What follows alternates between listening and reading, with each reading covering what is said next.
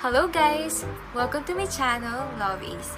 For this video, i-share ko ang simple tips and tricks kung paano nawala ang mga peklat ko. Paano kuminis at paano ko pumuti sa murang halaga. 300 to 400 pesos. And isa sa mga ginamit ko din dito, may kita mo lang sa kusina. So if you are interested, keep watching.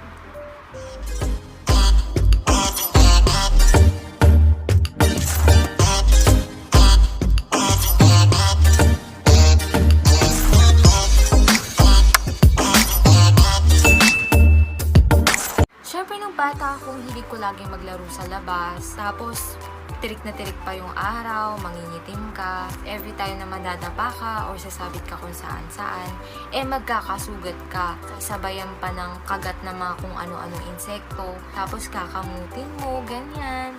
So, parang nagigitara lang ako lagi ganun kasi gigil na gigil ako sa mga kati-kati. That time wala pa naman akong ginagawang kahit anong skin regimen kasi ang alam ko lang naman is maglaro, matulog, mag-aral, kumain. Ganun lang naman yung routine ko nun. So, wala akong ginagawa na kahit anong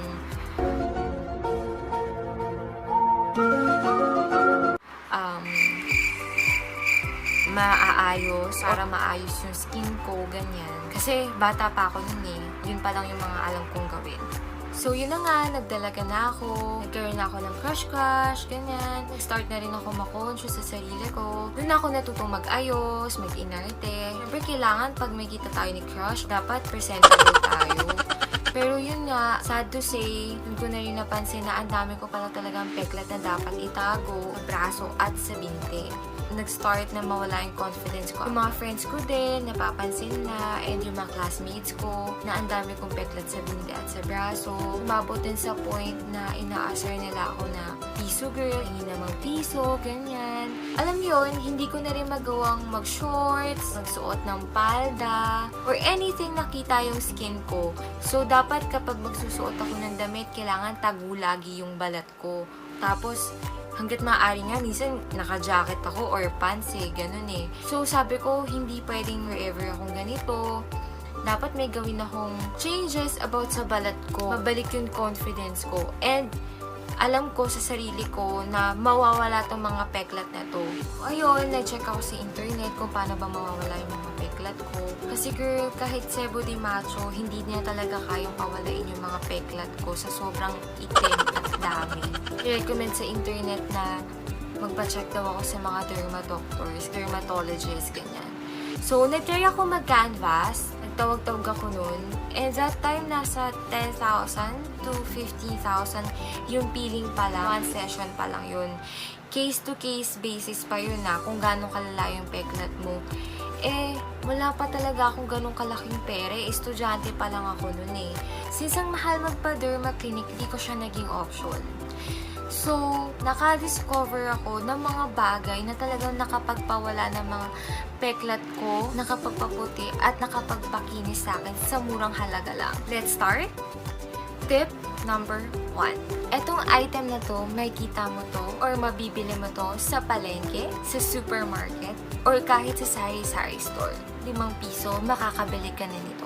Ano nga ba to? Ito ay CALAMANSI.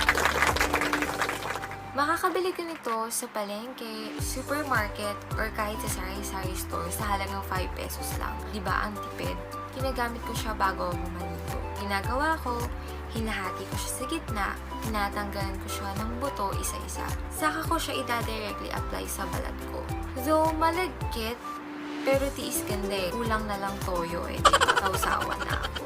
After ko siya i-apply, magbababad ako for 1 to 2 hours. Tapos, saka ko siya babanlawan.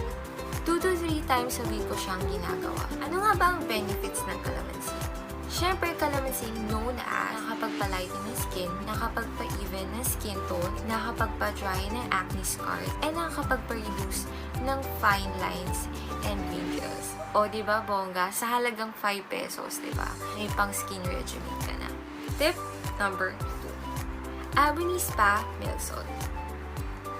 Since 2005, user na po ako nitong Ebony Spa and Milk Salt. Nasa 50 to 60 pesos pa lang siya dati. Mabibili to sa Watsons and kahit sa ang mall. Pero ako mas recommended ko kung sa Watsons kayo bibili. Kasi ang dami na rin naglipa ng fake yun kahit sa online. Hindi ako bumibili sa online eh. Ano nga bang feeling pag nilalagay ko to? Siyempre sa una, matrabaho kasi talaga irarab mo siya dun sa part ng skin na gusto mo ilagay. Tapos, nag-rinse off ka na, ganyan. Ang feeling is parang tight na yung skin mo, na-rinse off din yung mga dead skin. Lalo na kapag ginamit mo din to sa mga kalyo, nagiging soft yung calluses mo, ganyan. So, ito, ang nagustuhan ko din dito is after kong maligo, nag-aamoy strawberry with milk ako. Sobrang soft ng skin ko. So, paano ko nga ba siya ginagamit? Unang gagawin ko muna is magsasabon ako ng katawan, magbabanlaw. Then, saka ko i-rub tong milk salt na to sa katawan ko habang basa pa. Lalagay ko siya kung saang part ko gusto ilagay. Ibababad ko siya for 2 to 3 minutes. Tapos, mag-rinse na ako. Tip number 3. KOJIE Sun from BEVI. Ito naman, since 2010, user na din ako nito. Sabi ng friend ko, yung friend ko kasi yung nag-recommend sa akin ito. Very famous no to sa Japan and nakakapagpa-help talaga mag-lighten ng skin. Dati ang binibili ko nito, 850 pesos pa. Since yun lang din ang afford ng budget ko dahil estudyante ako. Tinaray ko siya and then una ko siyang tinry, medyo na-shocked ako kasi may sting feeling siya eh. Ta-tight yung skin ko, ganyan. Pero as time goes by, nakakayanan na din siya ng balat ko hanggang sa nasanay na ako. And ito, mabibili siya sa mga leading supermarkets, kahit sa mga drugstores meron siya, and online. Hindi ko sure kung may mga late bang ganito. Kaya ako, usually bumibili ako sa mga supermarket lang or sa mga drugstores, ganyan. Ang nagustuhan ko dito is citrusy smell siya, though may sting sensation, pero nakakapagpahelp din siyang mag-dry ng mga acne scars ko. Nakapagpahelp din siyang mag-lighten ng skin ko kasi uneven nga yung skin tone ko, diba? Meron ito tig 50 pesos, mabibili mo na siya. Meron na din siyang tig 25 pesos. Paano ko nga ba siya ginagamit? Ginagamit ko siya sa Bonne, sa katawan ko at sa mukha. Yun lang din naman yun. Minsan, binababad ko din siya for like seconds, ganyan. Kasi since mahapdi talaga siya, I think hindi din advisable na masyado siyang ibabad sa katawan. Well, ito, maganda to kasi may anti-aging na rin to na nagpapahelp, magpa-firm at naging soft din yung skin natin. Tip number 4. SkinWhite Whitening Lotion. For now, wala akong stock nito kaya picture lang yung pinakita ko. Kasi kakaubos lang niya recently and hindi ko muna plan mag-restock ulit. Medyo mainit na kasi yung weather ngayon. Kapag nilalagay ko siya sa skin ko, as in super lagkit niya, hindi siya tulad ng ibang lotion na non-greasy or watery base. Ganun yung feeling niya. Wala to, ang nagustuhan ko dito, nakapagpa-help siyang makapagpa-even lalo ng skin ko. And sa din sa nagustuhan ko is may SPF na siya. Below 200 pesos lang yung price niya, which is swak na swak sa budget ko as a student. And then, syempre, kapag naglo-lotion tayo, dapat hindi mawawala yung SPF. Dahil dito sa Philippines, yung weather is sobrang mainit, dapat may protection tayo from the sun, diba? Proven and tested na nakapagpawala ng scars ko, and nakapagpa-lighten ng skin ko, and nakapagpa-even pa.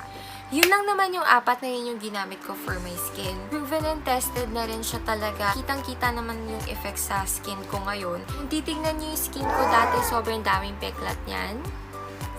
Pero like right now, ang soft niya na. Kasi may fats joke eh. So, right now, ang soft niya na, glowing, ganyan. Nakakatawa nga pag may mga kaibigan ako na nakakasulubong ko or mga classmate ko before. Sabi nila, ang laki na daw talaga ng changes ng skin ko, ang puti ko na, unlike before.